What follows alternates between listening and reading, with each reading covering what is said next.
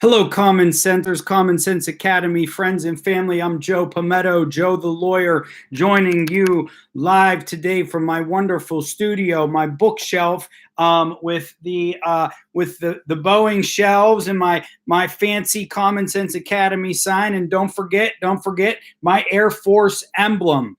I'm here today to take your questions. It's Tuesday night, every Tuesday at 8 o'clock, every Wednesday at 8 o'clock. I'm going to be here. We're going to talk about sovereign citizens. We're going to answer your legal questions.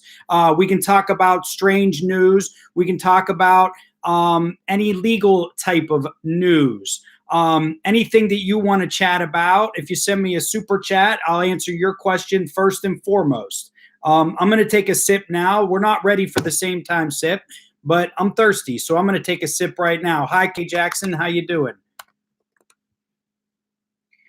Carl, thank you for coming. I'm glad you woke up. I was a couple minutes late. I knew you were sleeping, and I was waiting for you to wake up. Joe Donho, thank you for coming in. You may be my number one fan. You are right up there. You just took a drink of water. That's okay, Adam. We're gonna wait till we get some more people in here before we do the same time sip. What about guardianship issues? Texas Chick, give me a specific question. I'll see if I can answer. That's not my wheelhouse, but I know a little bit. You know, I did. I went to law school. I read law stuff. Chief Tuttle, how you doing? Thanks for joining us tonight. Happy to have you here. I know a little bit about guardianship, sake and sushi. Is that what you have? Because that would be delicious. That would be delicious. I like sake and sushi. I lived in Japan for 2.5 years. Adam, thank you. Thank you. I'm glad you love your show. I love my fans. I like everybody who comes to talk. Have a good time, do the same time sip, learn and laugh a little bit at sovereign citizens, and also learn a little bit about the law. What's the weirdest law you've heard that still exists in the United States? I don't know, Kevin. I would have to look that up. I mean, nothing jumps out at me. And that's because we don't really learn the weird laws. Like, we don't learn the weird laws. We learn the relevant laws. And, you know, every time, once in a while, weird laws will come up. But I can't pull any out of my hat. I'd have to think about it. My attorney's just sitting at, it's another $10,000 to continue representing me. Guardianship, fight for my very capable son whose father wants control over him and anything he may get in the future from my family. My attorney and another attorney continue representing me in guardianship. It's not a custody fight. It's guardianship. Guardianship's like a little bit different than custody is my understanding. Or county will not let me go pro se. We have court on Monday. Looks like my ex-husband. I've got so much evidence against him, corruption and otherwise, but no way to present it at this point. It sounds to me what you need. Sometimes the gold fringe of the flag. Yes, you nailed it. Sometimes the best attorneys are not the ones that you pay the most money for or the ones that are appointed to you. You know, the ones that are appointed to you, they're probably extremely busy, and some of them are really good attorneys, but you're not going to be their top priority. I advocate, I am a small solo practitioner. I think small to mid-sized attorneys, you're going to get the best value for your money because your attorney likely has a lot of experience. They deal with a lot of different issues, but they're not so busy and that they're not going to care. You know, they're going to care about your case. So I think right in that mid-range billable area is the way to go whenever you're hiring a lawyer. So I'm sorry that that's going on. We have court. I've got, you know, you do have to present your evidence at the correct hearings and at the correct time. And that's up to your lawyer to do that. If he didn't do that, that's unfortunate. And I feel sorry. It sounds like you didn't get good representation and you're going to be screwed because of it. But it may not be too late to find an attorney. And yeah, it's going to cost you money. But if you spent $10,000, you should have got your value out of it. In Michigan, there is a law that you cannot tie your alligator to a fire hydrant. I think that should be a law. How about I don't know, those of you, some of my members come in, you guys are from Pittsburgh. So recently, I should cover this on the show. So recent and last year, I kid you not, alligators started showing up in the rivers. We have 3 big rivers here in Allegheny County in Pittsburgh, okay? The Monongahela, the Ohio, and the Allegheny. So these alligators, every week, 1 week in the news, alligator caught at the shore of the Monongahela River, alligator caught on the shore of the Allegheny River, alligator caught in a sewer. There were 3 alligators. Everybody's like, what the heck is going on? Well, it turns out it's pretty much what you would think it would be. Some dude was keeping all these exotic animals in his house and selling them illegally, but he wasn't actually like taking care of them or watching them, so they were escaping. And he got prosecuted for that. I don't think he went to jail, but he got long term of probation. Do sovereign citizens try to use the Bill of Rights in court? I have not really heard. They saw, so some of them, there's different theories, and some of them go all in on some theories. Some claim that the UCC sort of co-opted all federal law at one point in time. There's others who say that the Constitution itself is not valid. And then there's some that say, well, the Constitution and the Bill of Rights are valid, but the 14th Amendment, which was passed during reparations post-slavery, overrode the Constitution and created 2 classes of citizens, sovereign citizens and 14th Amendment citizens, which they see as slaves.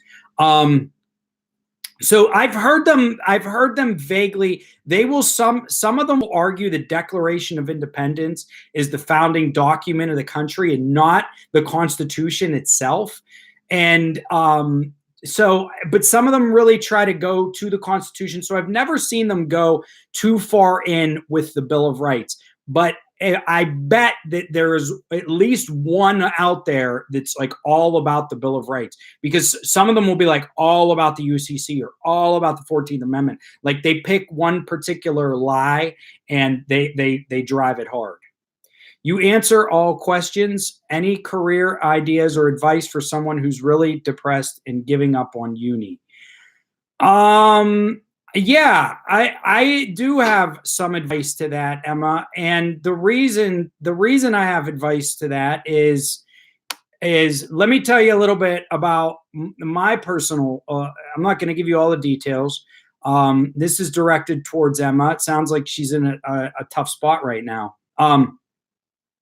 When I first graduated high school, let me back up. I know you guys, I know you could not imagine that I was a bad kid in high school. Okay. I was a bad kid in high school. Okay.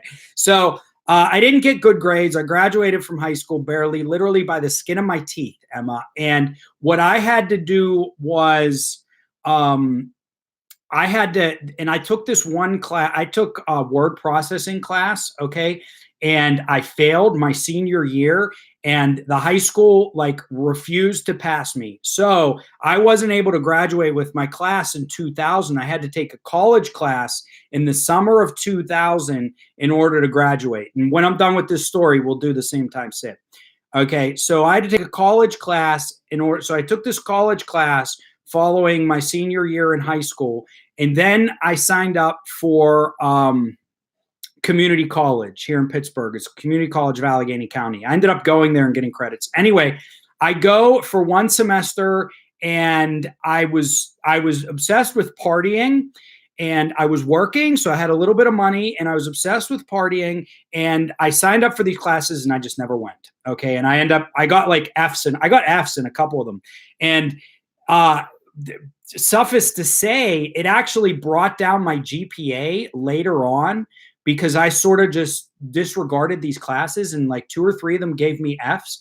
And then when I went to university years later, it brought down my GPA. I still had a very high GPA. But anyway, that point in time, the point I'm trying to make, Emma, is after high school, I was not in the right state of mind, and a lot of personal issues going on as well with my family. Anyway, I was not in the right state of mind, okay, to go to college at that time and dedicate myself to it. So, um, I dropped out. Okay. And again, I never really gave it a good shot. All right. I signed up for these classes. I just got my high school diploma after taking one class. And then I signed up for a full class load, went a couple weeks, stopped going completely, got F's, dropped out, had to pay for those classes and everything. And then the next year I was very lost, got into more trouble, did a whole lot of partying. And it came a point in my life where I was sort of at a crossroads. Like, my family came from, we had like a big union background. So my dad told me to get a union job. I applied for a union job, didn't get it, didn't know what to do. So I made a big decision, and the decision that I made is right here on my chest. So I signed up for the Air Force, and it changed my life. I learned new things about myself.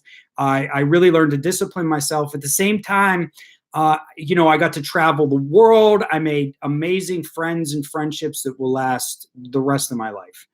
And then when I got out of the military after 4 years, then I went back to school. I got out of the military, and then I worked for about 6 or 7 months, and then I went back to school full time, and I killed it. The difference at the time I was in university, I went in the first time I was 18 years old, and I wasn't ready. Okay. And when I went back at 24, 25, I was ready. I found, I sort of found what my calling was. And you can see here I am practicing attorney. So what I'm going to say, Emma, is if you're struggling a bit with university right now, take some time off. I mean, don't feel like, you have to move forward with it no matter what. Take some time off. Take a semester off. Go travel somewhere in the summer. Clear your mind. Try to figure out what's really going on, and any issues that you're dealing with, as far as if you're just feeling depressed and stressed out. I mean, take a break. Life is short, but life is also long, and there's always enough time to take a break and reevaluate things. So that's my advice to you. Take a break. Don't give up on university, but maybe at the end of this semester, take a break, or take a semester off in the fall, and go back and reevaluate everything. Maybe you want to take more than a semester off. Maybe you want to take a year off. I know plenty of people that have done that. And again, I basically took 4 years of my life off, basically 5 years. Now I went in the military, it's a bit different. But still, if you're not in a good place, then you're not going to be productive in college. So take some time and figure things out. So that's my advice. And no matter what you're going through, you can overcome it. You can overcome it. So, let's see here. You're welcome, Adam. You're welcome for the service. And, Emma, always feel free to, hit me up on, I got a Facebook page now. Look up the Common Sense Academy, and I try to reply to most of my comments, but if you want to engage in a little one-on-one conversation, hit me up on the Common Sense Academy as well. Okay. So, we're going to do our same time sip now. I'm going to dedicate this sip to relaxing, taking time off when we need it to reevaluate things, because there's nothing wrong with that. At the same time, we're going to cheers to all the sovereign citizens out there who have their fake law that they operate under. Let's hope that one day they can see the light. They can see the real law. But in the meantime, I'm drinking here. You know what I have, everybody? I got Diet Coke. You might have some water, some tea. You might have some chocolate milk, like Gary, who's not here today, but I'll forgive him. You might like beer. It's 8:22 at night. It's time for a glass of wine.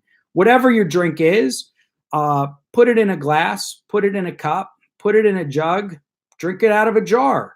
How about a plastic bottle? I drank out of a canteen for 8 weeks of my life. Whatever it is you like to drink out of, get your favorite beverage, get your favorite drink. It's late at night. I'm still drinking caffeine. It's not coffee, but it's Diet Pepsi. It's Diet Pepsi. This is Diet Pepsi tonight, not Diet Coke. Raise your glass in the air. Let's do a cheers, a salute, a kampai, because it tastes better when we sip together with the same time sip. Cheers.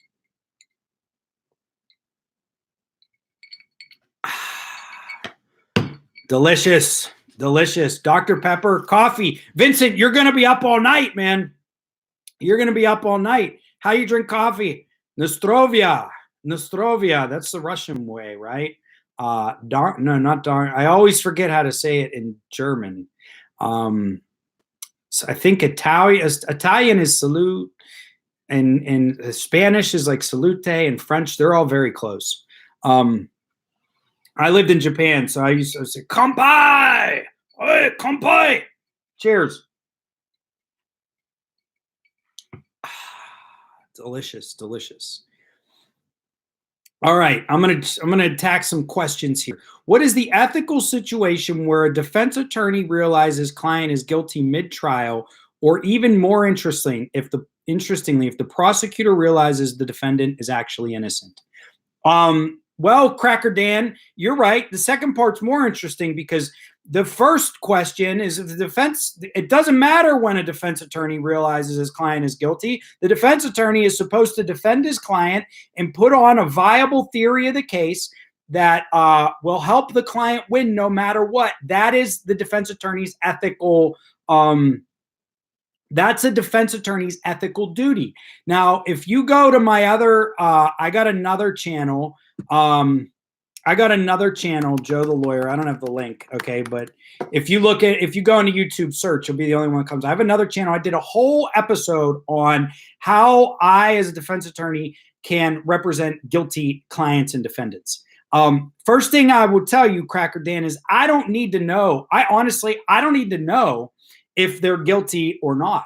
Now, if they're guilty, sometimes they can like give me some facts that might help me, do the case. Okay. Like, let's say somebody else was involved. Gary, I quoted you and then you walked in. Did you see that, everybody? I summoned Gary. I summoned you, man. So what I'm saying is I don't need to know if someone is guilty or innocent in order to defend them. Honestly, I could defend someone on a case without ever even talking to them. Okay, because my role as a defense attorney is to look at the prosecution's case and point out the holes in their case. Okay, and point out the weaknesses in the prosecution's case. Now, sometimes if I know, and I say this sometimes, if I know what all the knowledge my client has, I can do my job better. If I know if he's guilty or actually innocent, I can do my job better. But I'm not one of those attorneys. I don't go to my client and I'm like, did you do it? Did you do it? Did you do it? Like I say to them basically what I say to you. I give them this speech. I say, look, it really doesn't matter to me if you tell me the truth or not, or if you tell me if you're guilty or not. I tell them, I say, look, if the more information you can give me, the better I can defend your case. But if you don't feel comfortable telling me something, you don't have to. And then usually when I say that, most of them will tell me everything that they know. And sometimes they're guilty and sometimes they're innocent.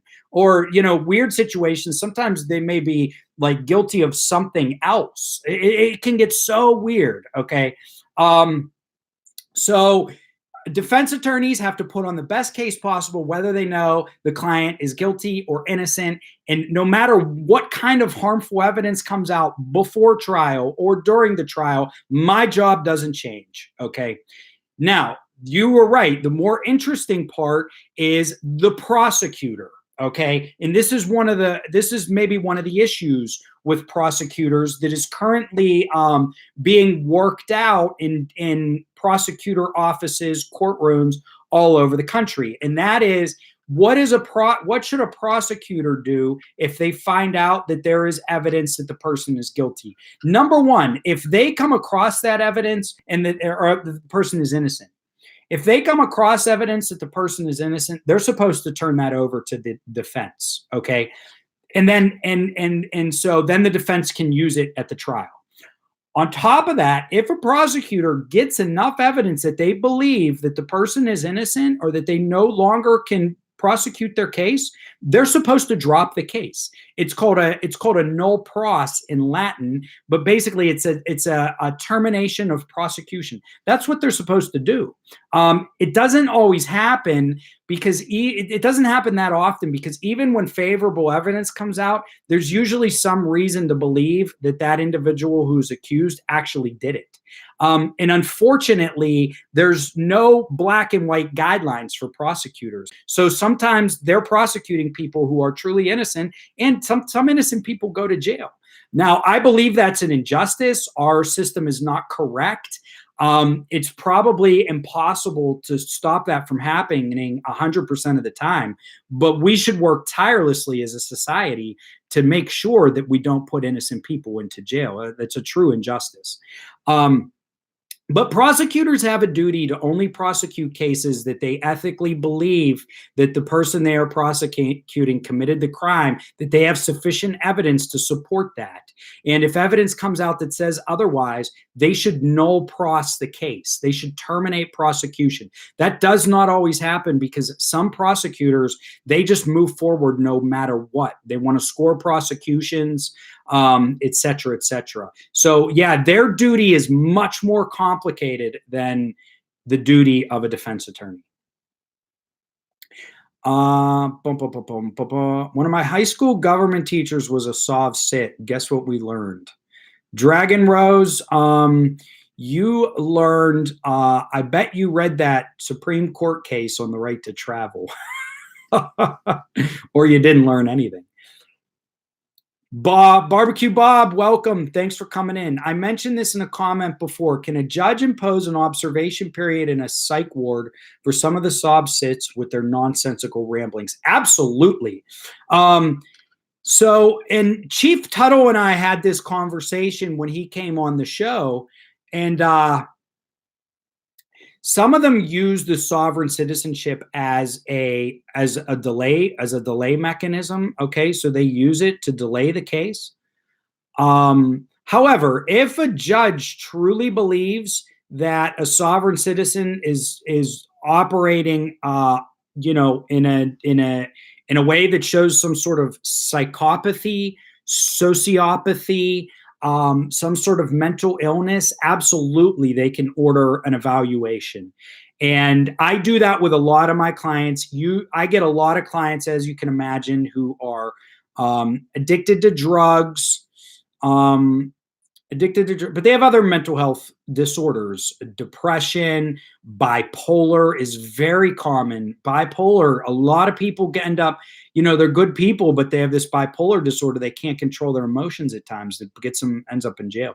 So what we will do is usually before we make a deal, before we go to trial, we get a mental health evaluation and a drug and alcohol evaluation. These therapists and social workers and whatnot will go into the jail, interview them, use their skills, write up an evaluation, and that can help everybody involved, the prosecutor, defense attorney, and the judge, figure out the case. Excuse me, and exactly what to do. I'll be honest with you, if I ever get a sovereign citizen client, that would be my recommendation. Because follow up what you're saying, how do you deal with unethical prosecutors? Well, I'll get to that in a second, because a lot of that has happened here in Pittsburgh recently.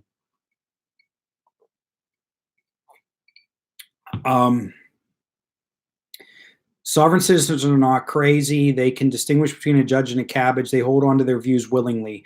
Jadon, there's a lot of truth in that. And I think that's why you actually don't see a lot of these sovereign citizens, like judges, when they hear that stuff, okay, they don't go down that mental health road. They go towards, this person is is anti-government, defiant of the court. Okay, they put them on trial and slam them. Now, they could get the evaluation. So you can get what's called a competency evaluation to see if the person is competent to stand trial. If they fail a competency evaluation, then they can't go to trial. They will basically sit in jail and get treatment or go to a mental health hospital until they're competent. There's a notorious one here in Western Pennsylvania. As far as corrupt prosecutors, you will, if you read into this type of thing and the history of it, it's very difficult. It's been very difficult historically for corrupt prosecutors to be held responsible. And that's for a couple of reasons. Number one, usually the chief district attorney, who is an elected official, is going to back their prosecutors up no matter what. Okay. And then prosecutors will almost always have some form of plausible deniability. You know, if they come upon evidence that shows guilt, they may just say, well, that shows innocence. They could say something like, I had a different evaluation of that evidence. Okay. I didn't believe that it was the type of evidence that would exonerate the accused. So there's usually a degree of plausible deniability, and usually the individuals in the office, the higher ups, will have their back. Also, oftentimes corrupt prosecutions it's hard to prove a corrupt prosecution, and sometimes the evidence to show that the prosecution was corrupt doesn't come up for years later, and then the damage is already done. And then, as you can imagine, you know, most of the law enforcement agencies within, like, the Attorney General or the United States Justice, the Department of Justice, okay, they are hesitant to prosecute corrupt prosecutors. Okay. However, in the last 10 to 20 years, you see more prosecutors getting canned, getting fired when they make these type of mistakes, because or I don't want to say mistakes, even, you know, they go forward with prosecutions that they should have ethically dropped. Okay. Oftentimes a firing is as far as it will go, because it's very difficult. Prosecutors also enjoy a certain degree of legal immunity. And I don't know everything about that, but I've read a little bit about it. So it can be difficult to hold them liable for things that they do on the job. It has happened. There have been some high-profile cases where prosecutors, most of these are old, but it's happened many times, where prosecutors have literally, like, buried the murder weapon because it had a fingerprint on it other than the person they were putting on trial. So they knew they were so when it's that blatant, sometimes, you know, something has to be done. And, you know, I took a class on wrongful convictions, and some prosecutors have been prosecuted when that happens, and some of them have gone to jail. However, that's a rare occurrence. In cases that are real close and 50-50, probably nothing's going to happen to the prosecutor. If it's more blatant, they might get fired. If it's very blatant, they may actually get criminal charges pressed against them. I would say that whoops, I accidentally, John, I accidentally blocked your message. I did not mean to do that. So I tried YouTube automatically blocks some messages, and it did that to yours. I tried to bring it up. I accidentally blocked it. So you can post it again, whatever.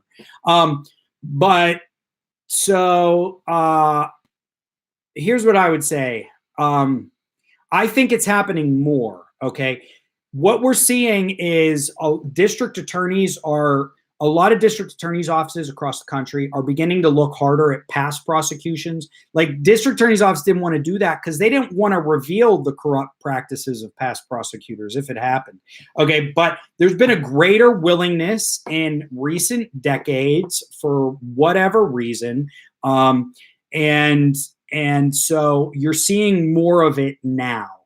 I will say that personally, 90, 95% plus of all the prosecutors I've dealt with have been really stand up individuals. And I've had them drop cases when they realize that the case is total BS. A good defense attorney can sometimes talk the DA into that because sometimes they didn't even look at it hard enough to know because they're so busy. I have seen some prosecutors that I was like, I don't know if what you're doing is right there, man. Where they're pushing really hard for certain things on a case that they shouldn't, where the facts don't support it, but they want to build like that tough guy attitude. I mean, the best prosecutor is the prosecutor who puts the really guilty and the worst people in jail. Okay. I mean, you got to pick and choose. The prosecutors that just go 100% on all cases, they're not doing the justice system any good. Okay. The prosecutors who look hard at every case and decide when they need to be, savage prosecutors and when they need to have a softer touch, those are the best ones. They really are. And there's a lot of them out there.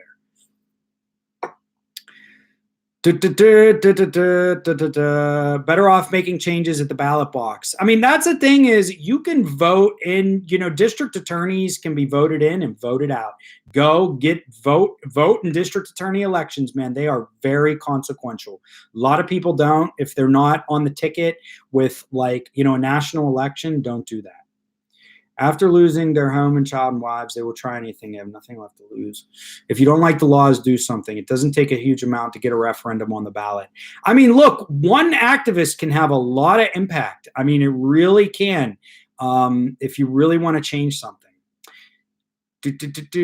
Every crime a felony is a joke. Well, that happens, John, and I agree.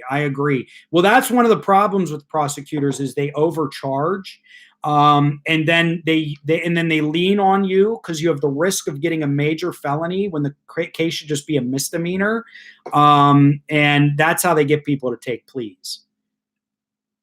Can a drug test be disclosed to an employer under DOT regulations? I'm not sure. I agree. They stock the justice system. A lot of problems, police and sheriffs. Is affluenza a real defense or just an extenuating circumstance? Well, here's the thing, Brent. I believe in that case where it was used, and it was used persuasively because the judge bought it.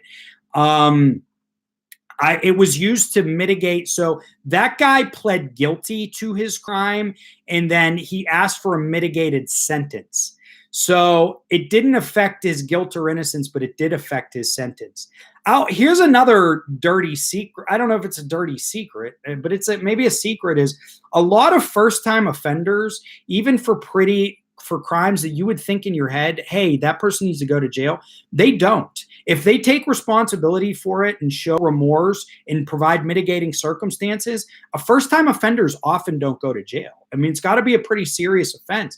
And even some types of sex offenses don't carry jail time the first time.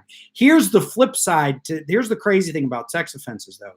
You may not go to jail for your first time committing, say, which is like an indecent assault, which would be like groping, but you could be a 25-year sex offender register. And that is worse than jail. That is worse than jail.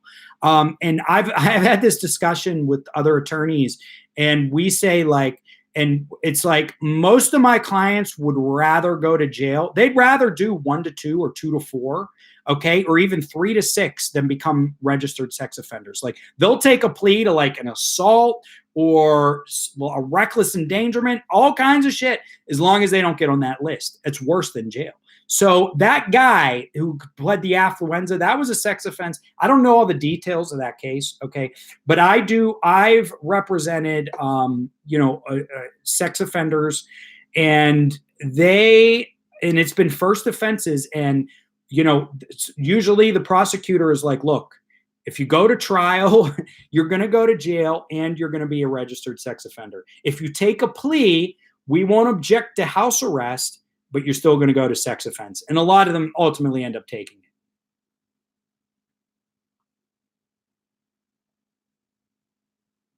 it. More funny stories of myself, Lynn. Everybody liked the funny stories. One of the things I've noticed watching I have a friend did a burglary, got probation. Yeah, I mean, a first-time burglary offense, you get probation. Pled to child abuse for 5 instead of lewd and lascivious for sex offender probation. Yeah, I mean, there's so many instances of that. Now, why is it so common for sex offenders to fail to register their address with the police department? Lisa, that is a good question, because the truth is it's not that difficult to do it. I'll tell you what I've seen is a lot of these sex offenders, they'll register, and then they have, most of them have, as you would imagine, okay, I'm not here to defend sex offenders, okay? I think that, you know, everybody should be punished according to the crime if they're convicted. I'm a defense attorney. I'll say that completely. Most sex offenders were sexually abused themselves, okay? I'm probably going to get demonetized on this one. That's okay. Most sex offenders were usually sexually abused themselves, number one. Number two, they have what we call multiple diagnoses, dual diagnoses or multiple diagnoses. That means they're generally diagnosed with multiple mental health disorders. Again, I went through a bunch before, but bipolar, depression, schizophrenia, you know, antisocial disorder. There's a bunch of them. So abuse themselves, dual diagnosed mental health, on top of that, drug addiction. Okay, so when they get out and they're on the sex offender registry, some of them just aren't, they're just not organized or capable enough. And I know this is sad and maybe there's no excuse for this, to go and actually do the registration. So it happens a lot. What happens is they get hooked on drugs again, and then they move around and they get out of touch with probation, and boom, they violated their registration. Rich and the poor. Rich, Jim, no jail sentence. Now, colleges in California teaching pedophilia is a lifestyle. That's just sick. That's just sick. Okay, that's just wrong. I saw those. I didn't read those articles, but I saw those headlines. It's gross and ridiculous. Most poor people can't even pay their bond. Yeah, absolutely. Pingus Pounders, thank you very much. Thank you very much. I'll probably get demonetized on this. And it's usually, and the truth about YouTube is what happens is certain keywords ping and then they demonetize and then they review later and then they remonetize after they've looked, but you don't get a human review right away. So a video like this where I'm talking about sex offense and stuff, most likely upon review, they'll monetize it. But as soon as I post it up, it'll probably be demonetized. And the problem, that what hurts YouTubers is those first few days are when you get the most contact. Predator is one word. Absolutely, man. I see a problem when an 18-year-old, 16-year-old girl, and they are looked at like major criminals. Yeah, I agree with that, John, because I get statutory sex offense cases, and it's literally like an 18-year-old guy with a 16-year-old girl, or an 18-year-old girl with a 16-year-old guy, and like they had no idea that what they were doing was wrong. But I'll tell you, a lot of those cases, if you get a good attorney, if you get a private attorney, even someone like me, but then advocate, you can sometimes work those out to non-registration type cases. Truth about YouTube has nothing to do with the truth. Well, that's true. It's about making money or more than anything. Lots of folks on chat. How come so few likes? Drop me the likes. I'll take 13 out of 34. My English is rusty. I usually speak French. Oh, thank you, Rajan, for joining me. Where are you at? Are you in Canada? Are you in the US? Are you in France? I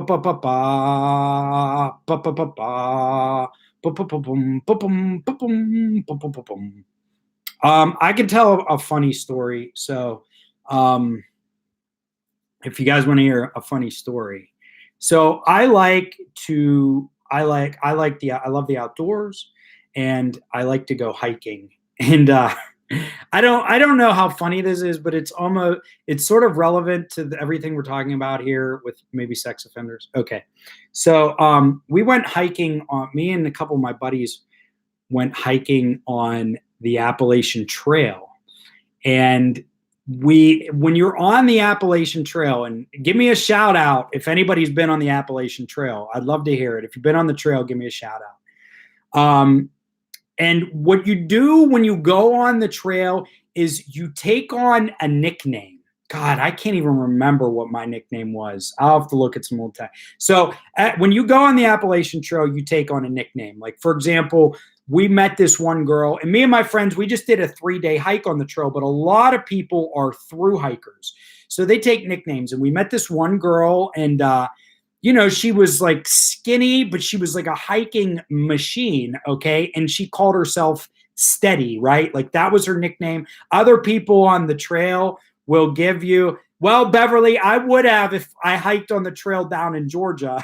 Okay, I'm sure we would have heard it. The portion I did was in Maryland. So you get a nickname. There was this guy called Steady. There was this guy called Woebegone. Woebegone is like this internet meme of like a place that is really nowhere.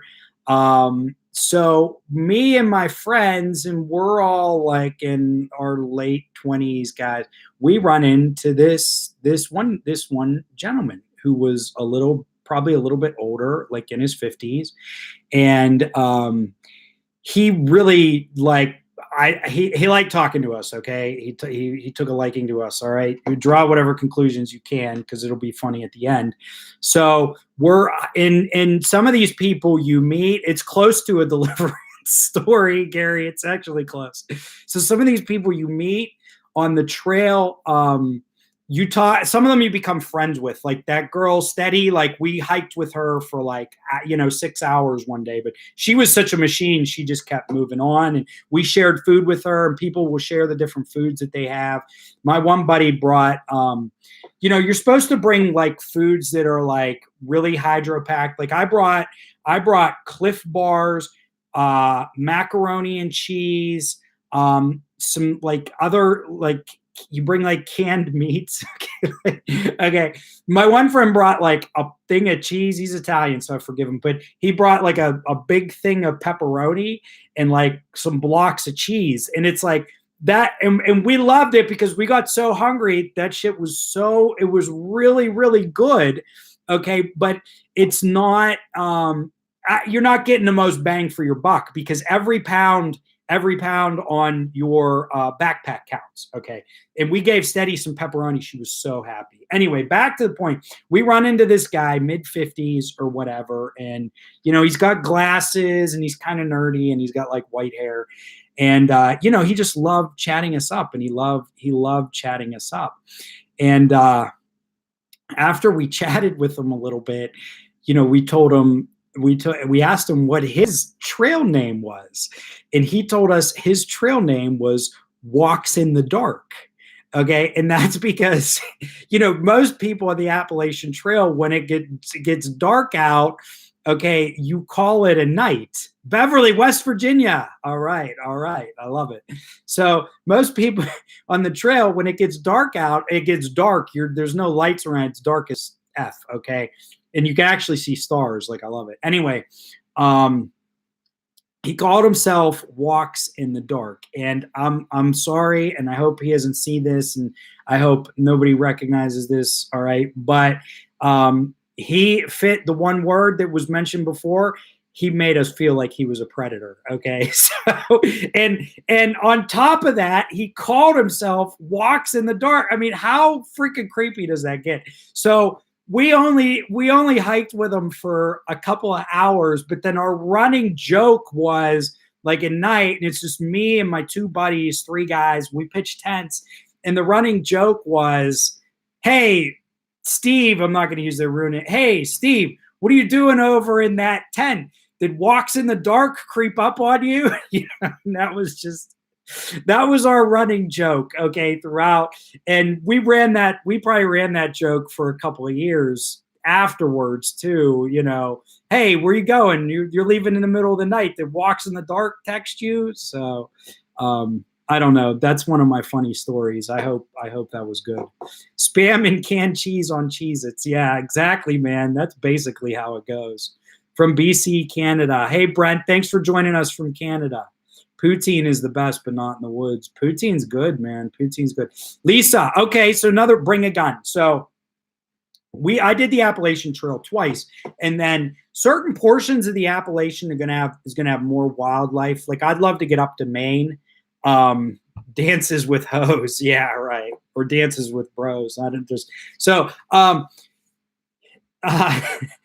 Me and my buddy went to, it's called, so there's amazing trail networks in the United States most people probably don't know about.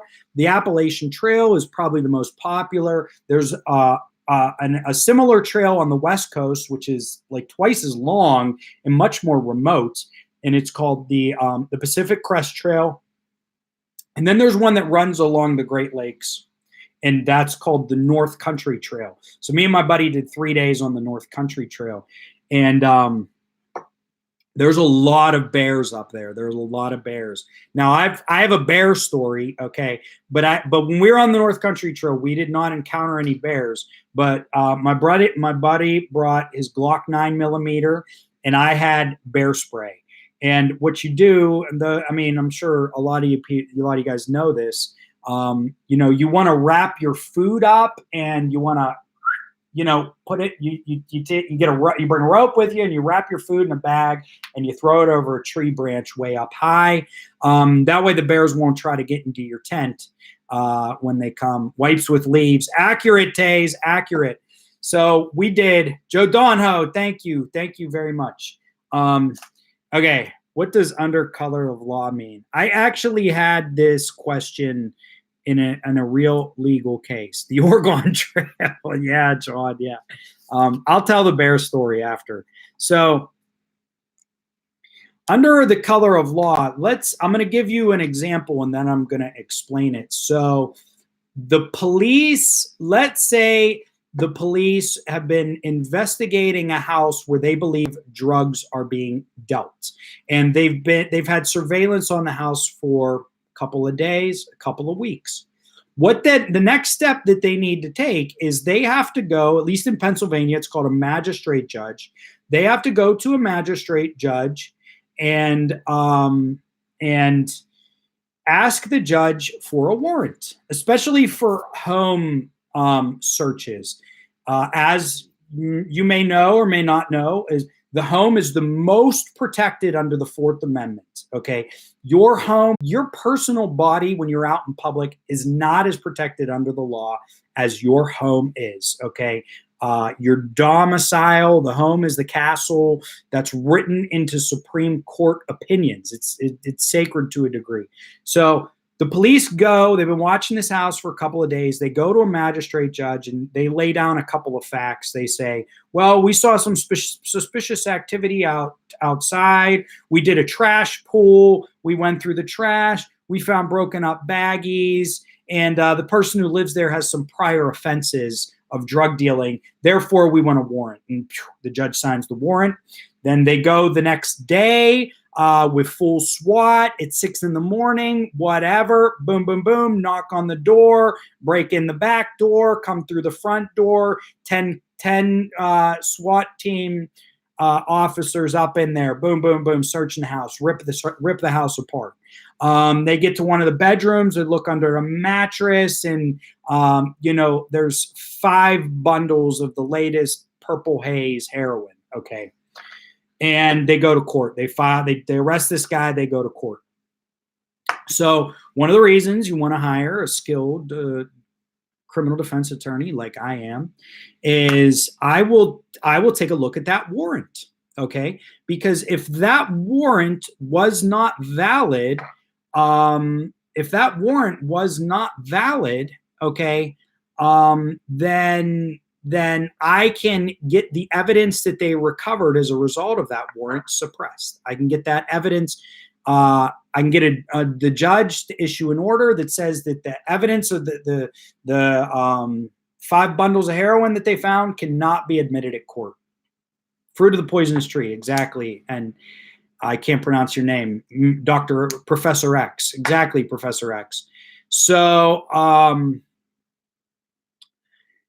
it's fruit of the poisonous tree. It's suppressed. Now, what will happen next is my clients will come to me and they will say, these police acted with a bad warrant.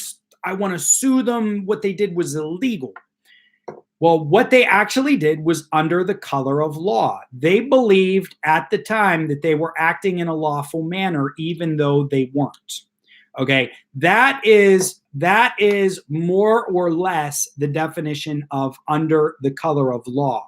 When the most common scenario, and it can be used in many different scenarios, is when the authorities act under in a way in which they believe they have legal authority, but in fact they do not have legal authority. That is under the color of law. And that can also be done, like civilians can act that way, certain property issues, like when people claim land that was not actually theirs, but they believed that they had, maybe there was a legal reason that they did it, okay? And so they acted under the color of law. That is what under the color of law means. It's sort of an excuse for behavior that turns out to be bad afterwards if the individuals believed at the time that what they were doing was legal. Now, sovereign citizens, they skew that definition, acting under the color of law, et cetera, et cetera. I would need to see some exact circumstances of it to really, apply it to sovereign citizens. But, they'll say things like, oh, the judges, I'm acting under the color of law here. Or they'll say judges were acting under the color of law, but they didn't actually have legal authority to do what they did. I hope that clears up what that definition is. It's also, the meaning's applied to some other circumstances too, but I think that scenario there, and it's true of arrests. Like police will make arrests when they may have believed that they had probable cause. For instance, let's say they bust someone with marijuana and then later on they take it to the lab and they test it and it wasn't actually weed, it was oregano. Okay, but it was wrapped up in a baggie and there was a pipe nearby and, they thought they smelled marijuana. So they had all these reasons, police had all these reasons to believe it was marijuana. It turned out it wasn't later. Would that search and arrest be illegal? Like, you going to then be able to sue the police? No, because they acted under the color of law, even though it turned out that nothing illegal was being done.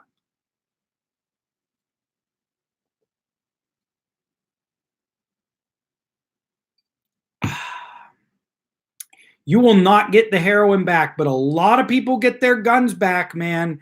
That's a lot of what I do is people getting their guns that were unlawfully seized. I file motions on that. People want their guns back. For weapons law, do bow and crossbow need a permit in the USA? I don't know. And knives, do they have a limit? I believe knives do have a limit. I can say that with certainty. Switchblades are illegal in many states. There are certain types of knives that you can carry in some states that are pretty much switchblades and they're legal. However, there are a limit to knives that you can carry. Absolutely. For instance, a sword. I don't believe you can walk around with a sword, with like a samurai sword. I have no idea when it comes to bow and crossbow. But that's an interesting question. I just need to look that up. Bow and crossbow. I like that question. Don't they have to make them whole? You can try on those lawsuits, Taze, but they're extremely difficult as long as the police acted under the color of law. So my answer would be no. Taze, no charge, but they don't get it back. Or are you talking about the heroin? No, they don't get that back. Search warrant. If the warrant is for drugs and the cops find something else, could they call in for another warrant and still confiscate the goods? Maybe. Joe Keenan, thanks for stopping by. Maybe, but if the original warrant was bad, probably not. Here's a weird scenario that's happened. Don't quote me for this right away, but sometimes the police will go into a house under a bad search warrant Okay. And like they may get another search warrant based on things that they see in the house. So I've had cases where the cops have gotten like 4 search warrants, like trying to cover their ass. And sometimes you can beat 1 or 2 of them, but not all of them. It gets pretty technical. Excuse me. I love the clip of the guy in Keene who asked, Gary, that's one of my favorites too. I mean, and he was so serious about it. I loved it. I just love that whole thing. I think we could do a great comedy piece on that. Switchblade butterflies knives are illegal in Canada, Quebec. They're illegal in Pittsburgh, and so I believe they're illegal in Pennsylvania as well. But any of you watch Mike the Cop? He showed me like some switchblade type knife that's legal in Michigan. I was like, wow. Crossbow and bow are legal in VA. You need a permit or hunting with them, just like with a gun. I believe that's the same scenario in PA because I know a lot of bow hunters. Guy on YouTube who broke up a fight with a samurai sword. Yeah, I mean, but there's also been guys who have been like, there's that famous case where the guy had a samurai sword at a Halloween party and he was swinging it around, and the police came in for something else and they saw the guy with samurai sword and the cops shot him. Okay. And then, they said that the police were justified. I believe you should be able to walk around with a howitzer. Listen, on my other channel, Joe the Lawyer, I just did a 35-minute video on DC versus Heller, which is pretty much the only Supreme Court case that matters when it comes to the Second Amendment. And I talk about the limits of the law in regard to weapons like tanks, howitzers, RPGs, rocket launchers. You can definitely have a bow and crossbow in your house without a permit. Absolutely. Okay. I think you need a permit to hunt with them. And I'm not sure if you can just carry them out in public, though. I don't know. You may be able to. I mean, we have open carry in Pennsylvania and a concealed carry permit. I don't know how that applies to a bow and crossbow. In Quebec, tasers and telescopic sticks are illegal too. You need training and permit for it here. Yeah, I don't know about those types of weapons. Where a guy had a machete, he was coming towards the police and they shot him. Yeah, there's a lot of videos like that, Lynn, and the police will usually not be prosecuted, or if they are prosecuted, they'll win. If I can't take my rocket launcher with me when I go shopping at Walmart in my pajamas, then what's the point of being an American? Listen, Carl, as long as you also have your hair in a mullet and you just drank a 6-pack of beer and ate a Big Mac, you're good to go. That's a good one, Carl. I love it. 100% sure I have the permit. Nice, nice. Back to my bear story. So one day I was hiking at North Park here around Pittsburgh, and I like to I'll go on trails, but then if it's nice out, I'll go off trail. Okay. And this was in April. So, the trees were just blooming, but there wasn't a lot of bushes, shrubbery, etc. So I go off trail and I walk down this hill, and there was a stream, and I'm like, I'm going to walk down to the stream, take a look at that.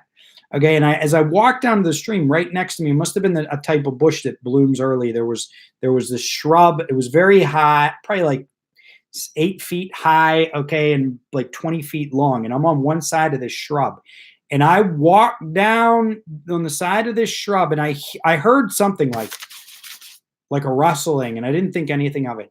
And I get down to where the stream is, okay, and obviously the shrub ended because it couldn't grow through the stream.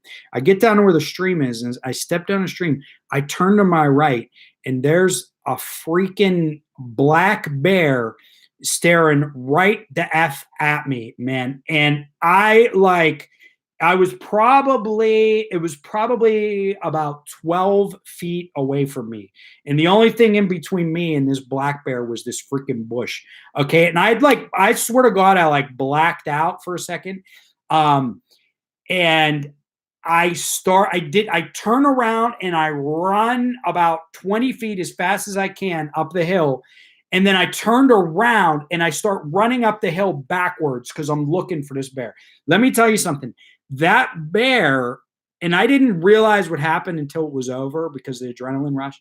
That bear ran away from me like at freaking light speed. I mean, I like bears run fast as hell, man. It was just gone. And so I saw it run away and I turned around and I ran, and then I turn around and I start running backwards like a real weirdo, and the bear was freaking gone. I didn't have the beer spray, Lynn. This was just a walk in the woods, man. This was in the suburbs of Pittsburgh. There ain't supposed to be bears around here.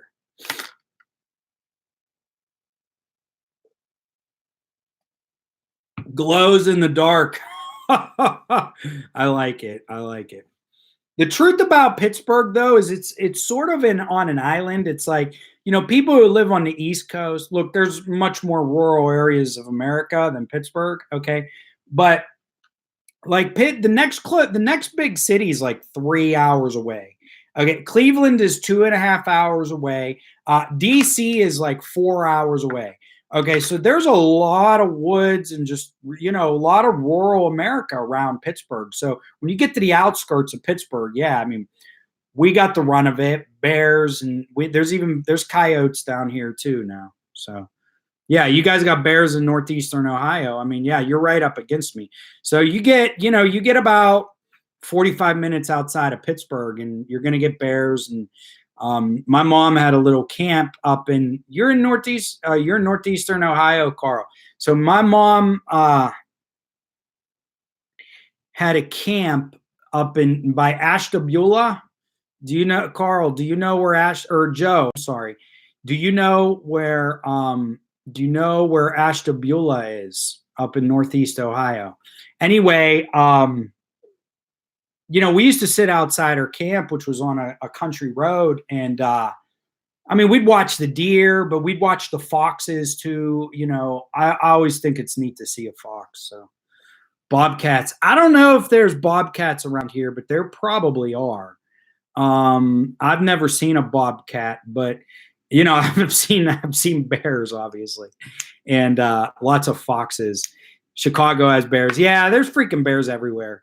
When I was on the Appalachian Trail, we didn't see any bears, barely saw a deer, but I saw some gigantic.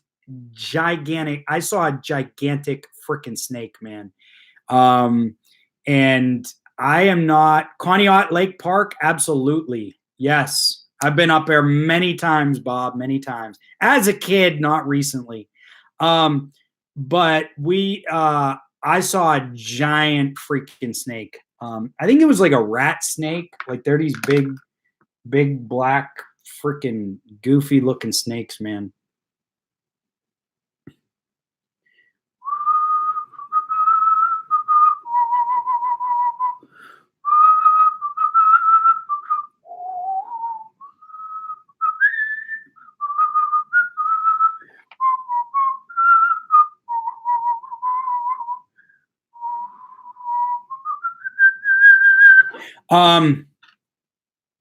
You used to work there every year for the summer. Yeah, we used to go up and look at the fish and drive around the park. And I've been on boats, pontoon boats up there. Hey, Dana, thanks for stopping by. Have you had to chase snakes? Never from my office. But yeah, snakes. Like here's the thing. The Godfather, Mac Ram. I was whistling The Godfather. That's like my go-to. So I don't mind spiders. Like if I see a spider, like I could touch a spider, I capture a spider, put it outside, kill a spider. I don't like snakes, man. I don't like snakes. I'll never forget one of my earliest memories. My one grandfather who died young, who died when I was young. He was old.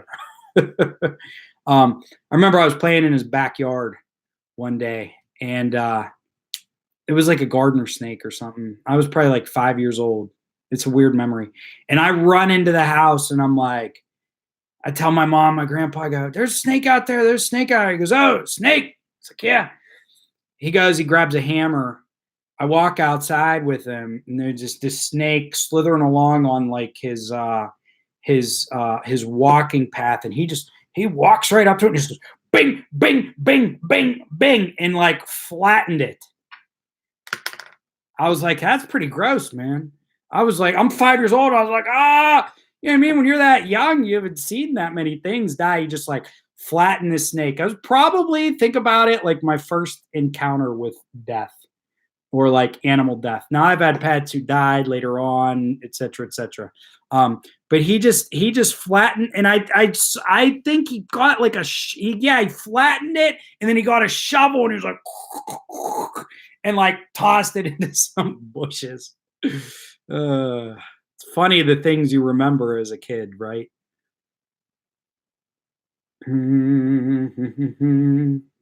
Apparently mountain lions in the Shenandoah Valley. That's pretty cool. I'm thinking of Sweetwater, Texas, world's biggest rattlesnake roundup is held. I won't be going to that with you, Taze. You will be on your own, sir. Here we don't have snakes and no poison spiders, too. Good for you. Maybe I got to go to Canada. Put Joe's face on the Indiana Jones face when he jumps. Somebody make that meme for me. You know, I don't, if I see a snake, I'm like, okay, whatever. But like people, I have friends who like, you know, they have snakes and shit and they'll bring it out. I'm sitting in the living room and they're like, I'm like, get that thing away from me. No. Like, get away from me. Like, I don't want to touch it. No, thank you. No, thank you. That's my snake story. Mountain lions in the Shenandoah Valley. That'd be pretty amazing. That'd be pretty amazing. You know, because on the East Coast, they've got basically, I have a nice place for you to stay if you want to come hunting.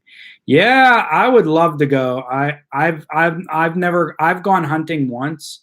Okay, one more final story. I'm starting to get tired. Cops Are Live PD. I watched a couple videos. You know, they just did Cops in Pittsburgh. I need to watch it. I haven't watched it yet. Scared to death. I'm going to confront my fears. Plus, I own a hammer. Taze, that's all you need, man. That's all you need. Shit, I was just going to tell a story and I forgot. What was I going to tell a story about? It was an animal encounter. I used to live in Australia and I'm blasé about dangerous animals. I bet Joe Donahue. Oh, I got another funny animal story. Everybody is in. So my mom lives in Florida. I used to live in Florida. And I remember I was in the Panhandle, though, the Redneck Riviera. And I went to a community college down there when I was in the Air Force. And there was this by the community college, there was this pond. And every time I'd drive up, not every time, most of the time, there was one gator. And man, he like owned that freaking pond. Like he was just, or he'd be sitting on the edge. It was his pond. Like that was it. No other gators, just him in that pond. But the greatest thing was the iguanas and how they freeze. So the iguanas, when it gets real cold in Florida, they'll freeze. And if it stays cold for too many days, they die. But if it's only cold for a couple of days, they come back to life. Anyway, I'm walking in Florida and like the Fort Lauderdale, Miami area, especially Fort Lauderdale, there's just these canals everywhere. So, you know, you walk down the street and you're walking over like a little water bridge just to get to the next neck of your neighborhood. And I'm walking down the street with my mom. And there's like this bush, and there's like the canal is right here, and there's this bush, okay, and I'm coming up, and I'm walking, and my mom is on the roadside, okay, and I'm closer to the bush, and right, the house is on the sidewalk, right, and I'm walking up, and there's like this big bush, because there's all kinds of crazy freaking bushes and trees in Florida too, all weird crap, and people can grow whatever, so they might be from, you know, Brazil or whatever. Anyway, I'm walking, and there's this big crazy green bush, and iguanas are green and they're green. So I'm walking, and I walk by this bush. I'm walking by this bush, and I look over, and there's this freaking giant iguana, like right here, right in my face. Like I could have just been like, and gave him a kiss. Okay. There's this giant iguana, and I look at him, and like I got startled because I thought I was walking past a bush, not an iguana. And this son of a bee turns around and jumps. Okay. It's like he does this 180, and he jumps like, and the edge of the bridge was like 4 or 5 feet away, jumps 4 or 5 feet down into the canal. The canal, from the bridge of the canal, was at least 20 feet. Boom, spoosh, into the water. Okay, and then he comes up to the surface, and then he starts swimming. Okay, and they start swimming. He starts swimming with these 2 arms, and his 2 back legs are kicking, and his tail is like the propeller pushing him along. And he was flying. He was like swimming in this water super fast, and and then he gets over to like a dry portion of the canal. He gets over to the wall of the canal, and like this little thing, and like crawls up there, and he's like looking at me. Okay, and by now he's at least 50 yards away. It was like, it scared the crap out of me, but it was hilarious. I mean, I was laughing afterwards. Like this iguana, he mean mugged me, and then did a power move and jumped into the canal and swam away from me. And then he gave me an evil stare when he got 100, like, don't come near me, bro.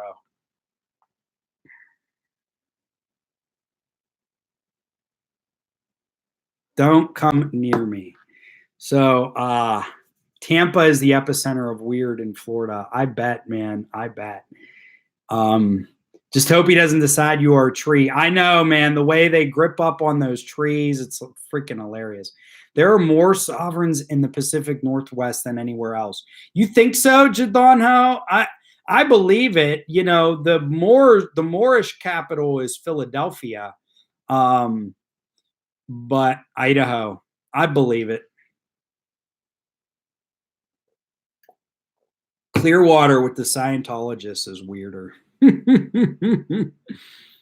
Which state has the most sov sits? I need to know where to avoid for my family vacation. I live in Oregon, but I haven't met any yet. Idaho. Philly is pretty D-bag, I believe it. Philly's like, Philadelphia is, I mean, it's an interesting town. I'll just say that.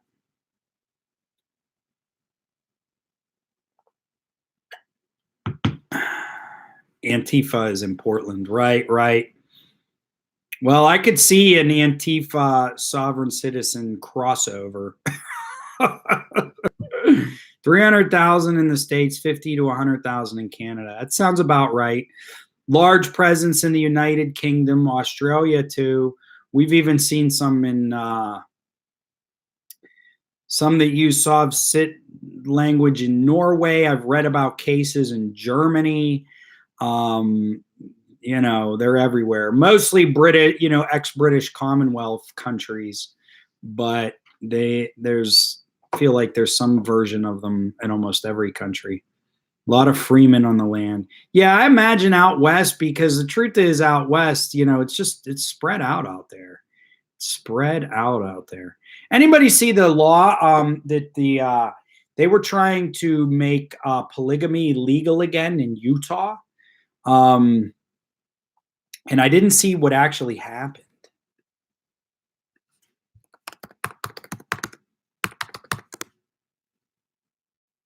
Utah Senate unanimously moves to decriminalize polygamy. Utah senators pass bill to decriminalize polygamy. I find that it's like, it's like the anti-polygamy stuff seems to ebb and flow, ebb and flow.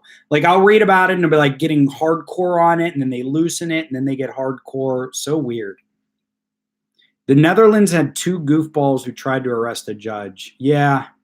And they use the laws that are written before the USA was born. Yeah. I mean, it seems that again, British colonies, Britain, Scotland. I haven't seen any Irish sovereign citizens. I've seen Scottish sovereigns, of course, English sovereigns, Finnish sovereigns, Australia, United States, and Canada abound. I haven't seen any Irish. I'm sure Ireland is just not that populated. Do you guys know there's like 8 million people in Ireland, and there's like 40 million Irish in the United States? Like there's more Irish in the United States than there are in Ireland. I mean, Ireland's a small country, so we'll cut it a break. Jamaica sovereigns, I bet there are, Jadon. Wasn't Bob Marley one of those? I mean, come on. I shot the sheriff, but I did not shoot the deputy. Ireland has gypsies. Polygamy is the worst you can have because you have more and more mothers-in-law. I know, right, Rajan? I mean, why would you even want it? Why would you even want it? Irish Sovs are called the IRA.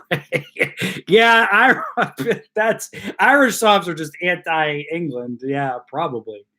Ms. V, I'm the same way. It's nobody's business what goes on as long as everyone involved. Yeah, I really don't know how I feel about, but I would need to know more about polygamy to form an opinion on it. I mean, as long as these people aren't being forced into it, but that's sort of like,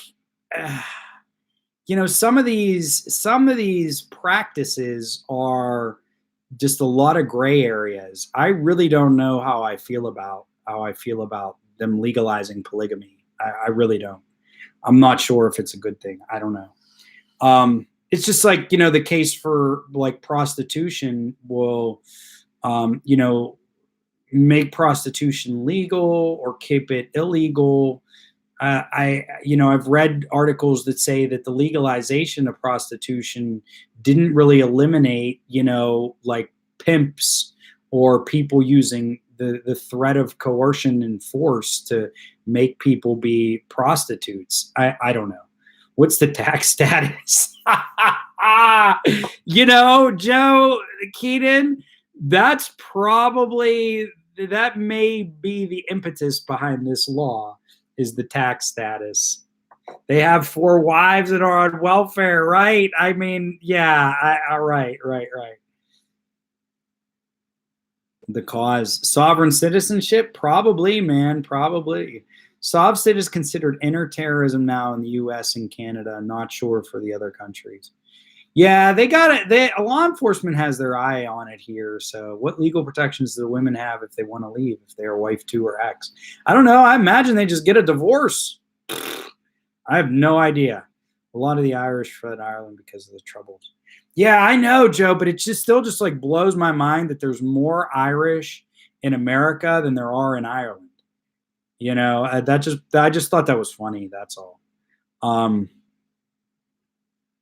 But let's be honest. There's all kinds of people here in America that might even challenge the populations that there were in the United States. I mean, there's millions of Italians here, Germans, everything. It all comes down to money. Sovcit is considered Sovcit is considered untreatable mental illness in Ireland. That's pretty good, Joe. That's pretty good. How do Sovs get married because they don't believe? Well, they just get married under the color of law. Or they just get married in the eyes of their God. I don't know. But hey, everyone, I'm getting a bit tired. I'm going to be back on tomorrow night, same time and place. Everybody, please come by, stop by. We'll do the same time sit. We'll talk sovereign citizens. Any other legal questions that you have, check out my new channel, Irish, Italian, German. Joe, I love it. I'm according to ancestry, I am 66% Italian, I believe 11% English, 7% French, and 6% German. And then I'm like 5% like I have these small percentages of Greek and Sardinian. So mostly English and Italian. Have a great day, everyone. Thank you for coming in. We will be back tomorrow to talk whatever topic you want to chat about. My new videos, the flags. Bob, you nailed it. You nailed it. Here's the thing. I have 2 grandparents that are Calabres. One is Sicilian and one is English. But apparently that person's DNA says English, French, and German. So there we go. More Mexican-born people in LA than anywhere else outside of Mexico City. Yeah, it's just some of those stats are crazy with the United States. Do you know actually the largest European ethnicity in the United States is actually German? And it's funny because we don't hear that much about, like, you know, the German. I don't know, maybe just because I didn't grow up, though my one grandfather was German. Irish, Italian, German. You know, the United States has people from all over. It's great. All right, everybody, have a terrific night. And I will be back tomorrow. Check out my other channel, Joe the Lawyer, even if the topics are different there. So I understand if you're not interested in it, but do me a favor, slide over there, give me a subscribe. I need to get to 1,000 subscribers there. Just like on this channel, if I get to 10,000 subs on this channel, I get a merchandise shelf, which is cool, but whatever. I'm not really concerned about that. But what I will get is certain dual screen features that will allow me to make better videos. So help me get to